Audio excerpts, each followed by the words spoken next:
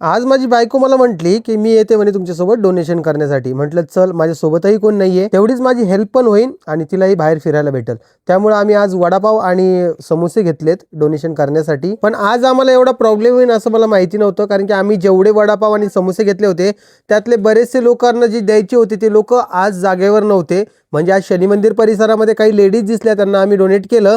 परंतु आमचे जे डेलीचे ठिकाण आहे, जिथं मी डेली डोनेट करत असतो, त्या ठिकाणी त्या लेडीज वगैरे नव्हत्या. म्हणून मला जरा प्रॉब्लेम झाला हे डोनेट करण्यासाठी. परंतु आज जास्त वेळ लागला, पण सगळं काही डोनेट करूनच आम्ही घरी गेलो. ॲक्चुअलमध्ये कोमलला पण या सगळ्या कामाची खूप आवड आहे, पण लेकरांमुळे आणि घरच्या कामामुळे तिला काही जमत नाही यायला. म्हणून तिला मी दररोज आणत नाही. नाहीतर तिलाही दररोज माझ्यासोबत येण्याचा जास्त उत्साह असतो, कारण की मला दररोज म्हणते, "मलाही सोबत येऊ द्या, मलाही सोबत येऊन द्या." तुम्हाला माहिती आहे का, लास्ट एका व्हिडिओमध्ये आपल्याला एका आजी म्हटल्या होत्या, की मला ॲपल खायला प्रॉब्लेम होतो, कारण की दात नसल्यामुळे जरा ॲपल चावत नाही.